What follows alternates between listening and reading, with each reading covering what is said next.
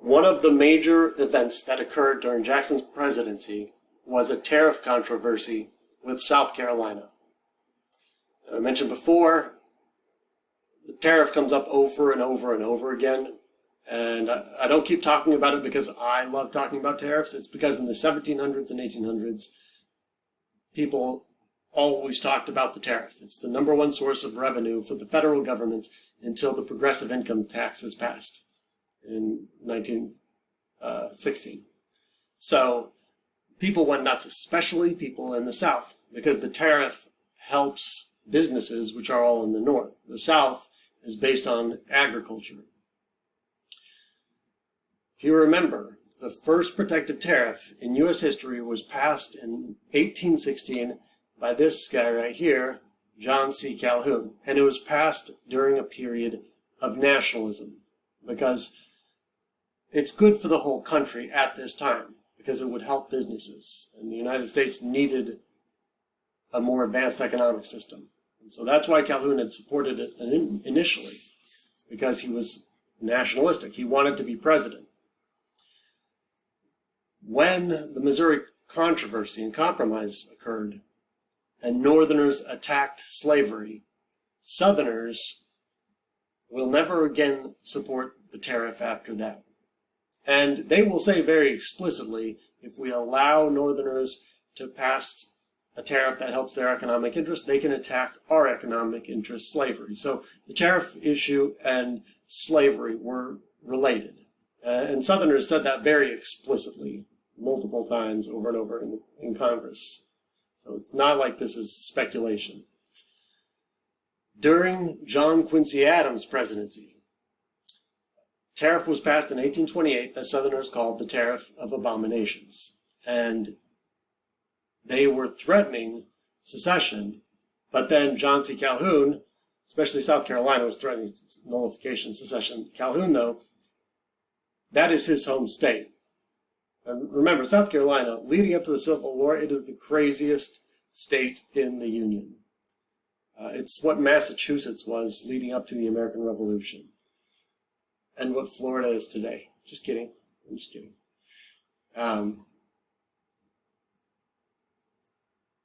Calhoun needed his home state to calm down.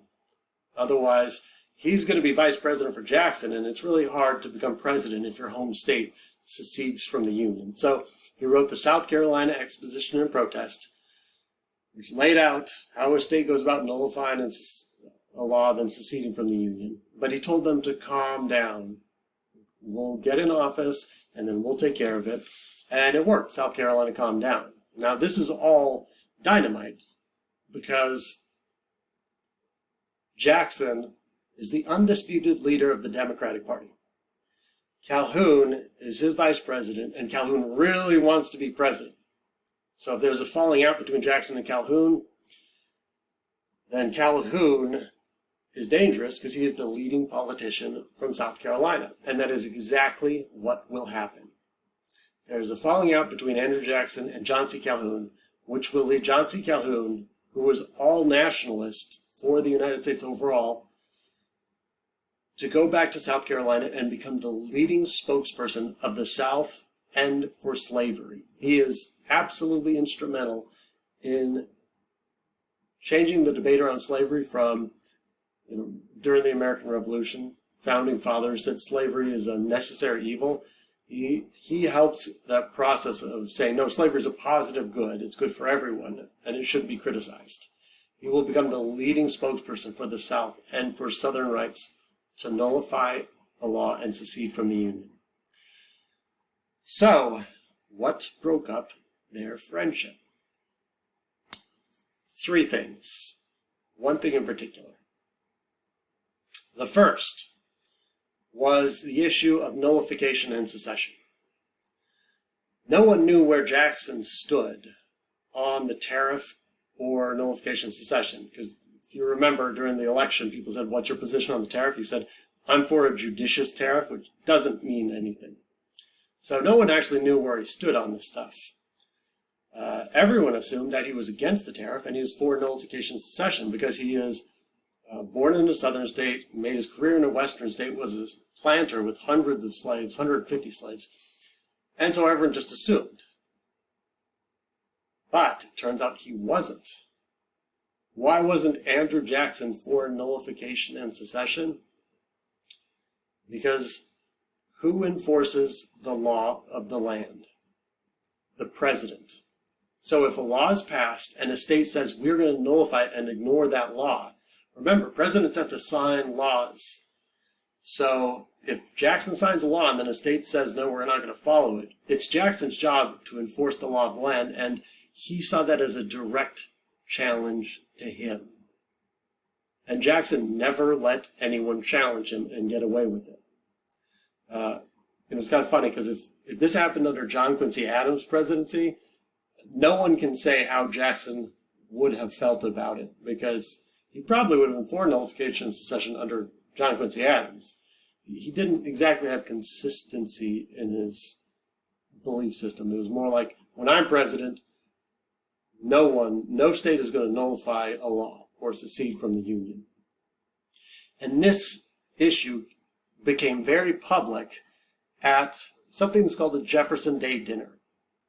Once a year, all the main politicians in Washington would get together and they'd cheers and toast in honor of Jefferson.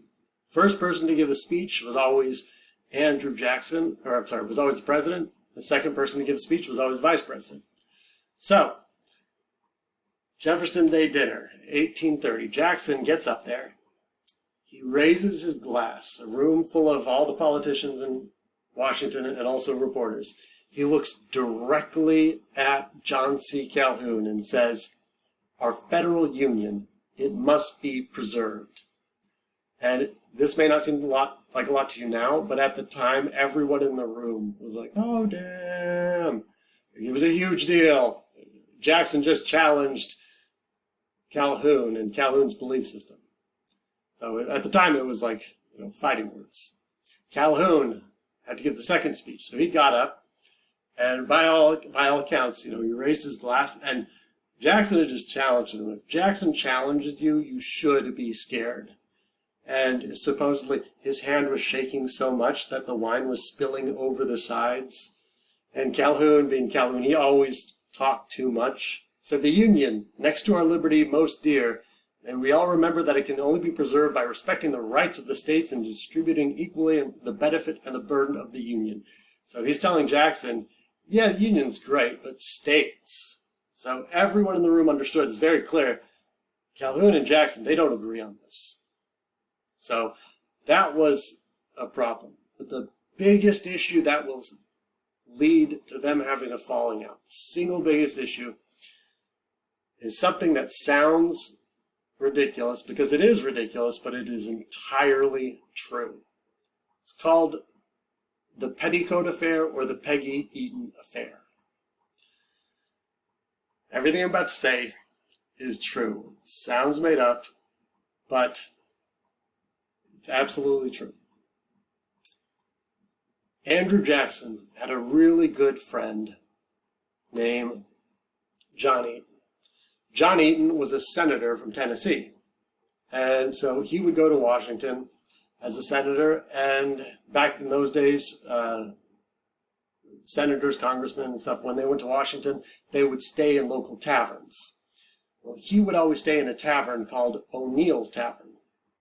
The owner of O'Neill's Tavern had a daughter named Peggy O'Neill Timberlake. Her name was Timberlake because she was married to a guy in the Navy named John Timberlake. Now, Peggy was notoriously beautiful. She was well educated and a huge flirt. She would flirt with everyone. When her husband John was out at sea, she would go and stay at her father's tavern to help him out there, and she would flirt with all the clientele, especially John Eaton. They were so close that rumors started getting out. Washington, D.C. then was just like it is now. People gossiped all the time.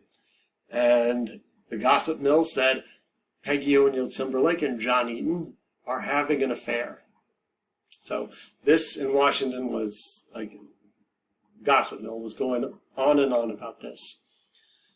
And then in April 1828, Peggy's husband John Eaton died at sea. He committed suicide. Now, what do you think the rumor mill said about this? Obviously, John Eaton found out Peggy Eaton was having an affair with John Eaton. Her husband, John Timberlake, found out she was having an affair with John Eaton. And so that rumor got out everywhere. Peggy's husband killed himself because he found out about her affair with John Eaton. 1828 was the year that Andrew Jackson was elected president. When he was elected president, he made John Eaton his Secretary of War.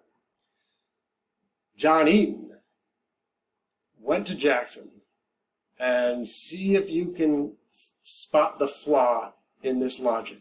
He went to Jackson and said, "Listen, Jackson, there's this rumor going around that me and Peggy were having an affair on her husband, John Timberlake. And it's not true. There's no truth to it whatsoever. So I want to kill the rumor. So I'm going to ask Peggy to marry me." And Jackson said, "That is a brilliant idea. You should definitely do that. Then no one is going to think that you and Peggy were having an affair." So John Eaton asked Peggy to marry him, and they were married New Year's Day, 1829, 8 months after the death of her husband, which was considered scandalously soon. So now she is Peggy O'Neill Timberlake Eaton, and she is now a cabinet member's wife. John Eaton is Secretary of War, and so she is now the wife of a cabinet member. And at the White House, the way it worked is, you had all these cabinet members, you had all the women that were part of the White House because their husbands were. And they all got together and they had little tea parties and stuff like that. And none of the other women wanted anything to do with Peggy O'Neill Timberlake Eaton. They would have parties and not invite her. She would send them letters saying, "Hey, we should hang out," and they would just ignore her. They were just rude to her. They didn't want anything to do with her. They called her a hussy, which I'll let you use your imagination about what that means. And they wanted nothing to do with her. The leader of the women who was anti-Peggy O'Neill Timberlake Eaton was this fun woman here, Fluoride Calhoun.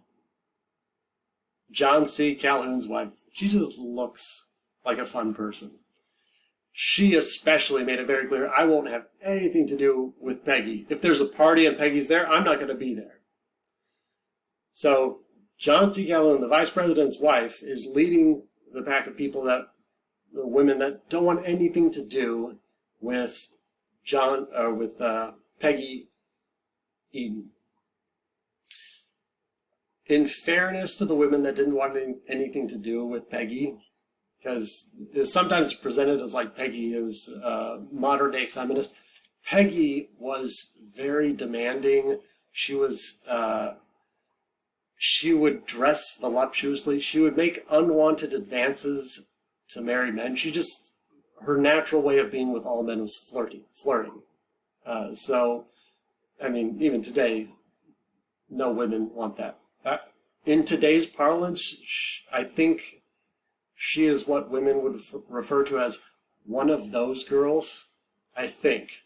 I don't actually know what one of those girls means. I just know when there's a lot of women around and one of them says, "She's one of those girls," all the other ones go, I don't exactly know what it means, but I think it means Peggy.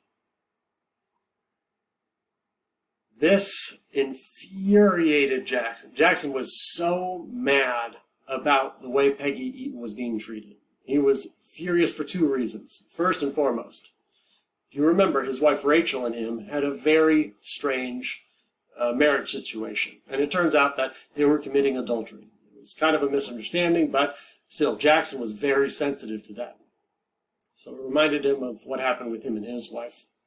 But, more important than that, Jackson demanded complete loyalty.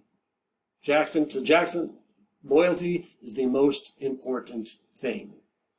You have to accept everything he says, no matter what he says, otherwise you are not loyal to him. And he told all his cabinet members, he told Calhoun, get your wives in order. Get them to hang out with Peggy Eaton and, like them. Which, that's just an insane thing to do. To say like, hey, you know that woman you hate? Be super good friends with her. As if John C. Calhoun can force his wife and the other cabinet members can force their wives to do that. Jackson lived in a weird little fantasy world of his own, where in his world, you just order your wife to do something and of course she will do it. So Jackson was furious that his cabinet and cabinet members and vice president couldn't get their wives in order. This only worked out well for one person, and that was the Secretary of State, Martin Van Buren. The reason it worked out well for him is because the two people that were in line to succeed Jackson, that wanted to be president, were Calhoun and Martin Van Buren. Martin Van Buren was single. He didn't have a wife. So he would go out of his way whenever he saw Peggy just to be overly nice to her and be like, oh, Peggy, you look wonderful. And he and John Eaton became really good friends. So Van Buren aligned himself with Peggy Eaton and John Eaton, which he understood they were aligned with Jackson. So he would go out of his way to be nice to her because he didn't have a wife that he was going to have to go home to, who was going to yell at him for hanging out with Peggy.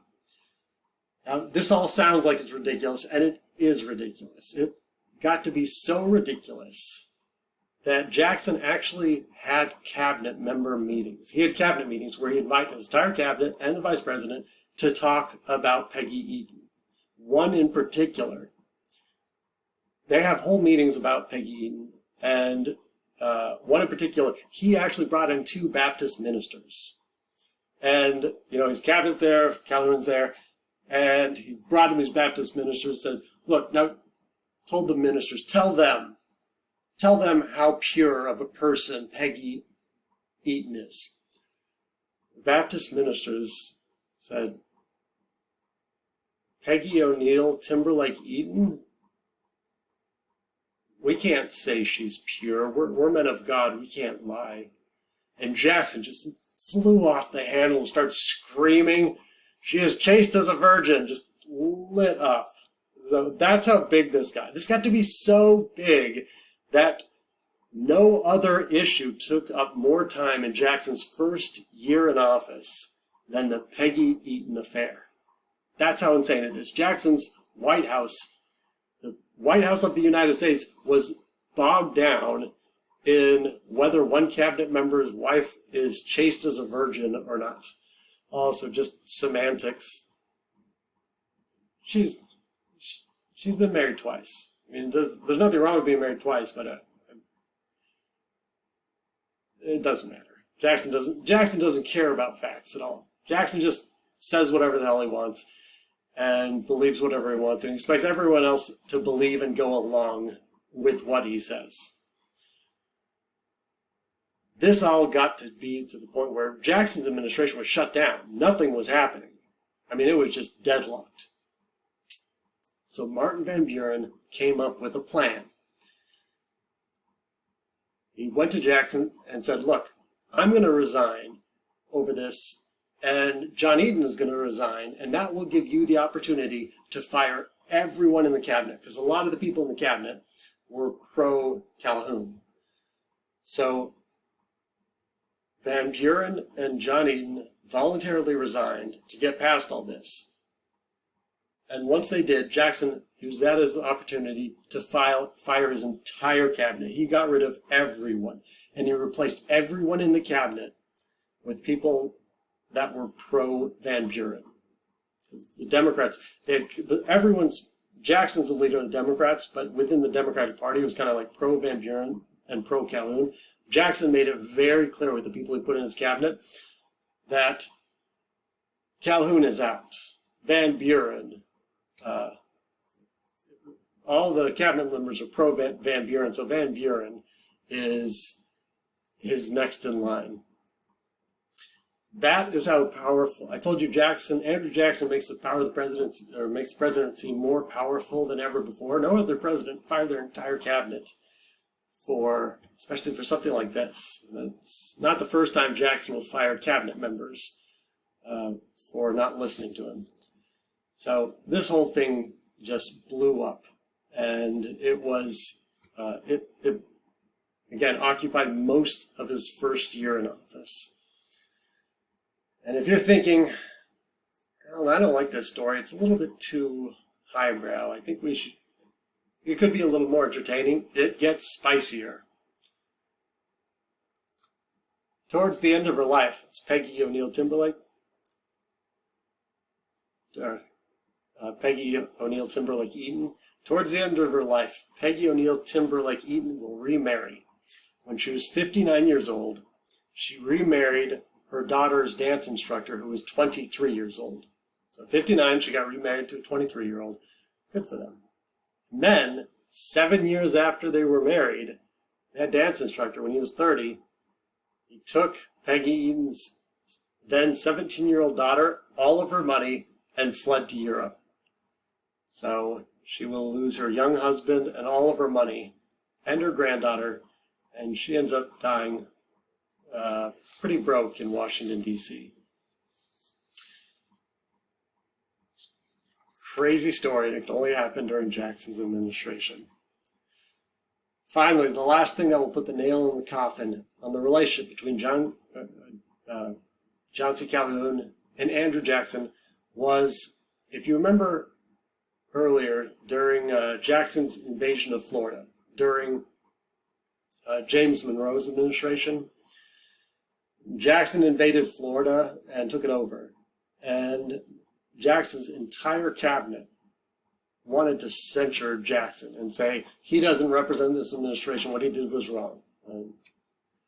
James Madison and Thomas Jefferson wanted to also, and John Quincy Adams, the only one that said no, we shouldn't. We should criticize the Spanish, and that's how we got Florida. Well, that whole thing. The person that was most adamant we should censor Jackson was John C. Calhoun, because he was Secretary of War. He was the one that sent Jackson to do that.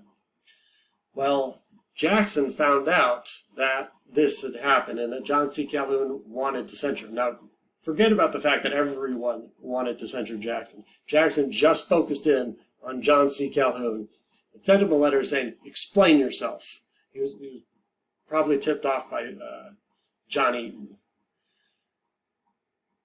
Calhoun sent a long letter that goes on and on. Well, I was Secretary of War, and this could have caused a war between us and Spain, and I was doing my duty, blah, blah, blah, blah, blah.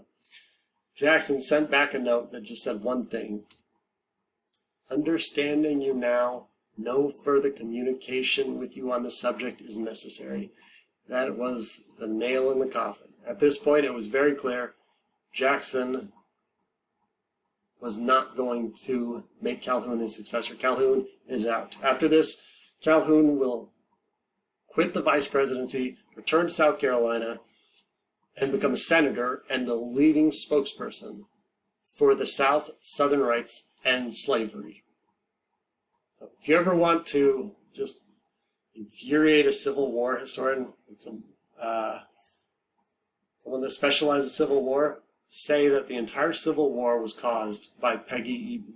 Said had Peggy not happened, then Jackson and Calhoun's alliance wouldn't have happened, and then Calhoun wouldn't have gone to South Carolina to become the spokesperson for the South and promote nullification, secession, and slavery. It's not true, but it's just funny to say. So, that is Andrew Jackson and John C. Calhoun's falling out, and the infamous Peggy Eaton affair.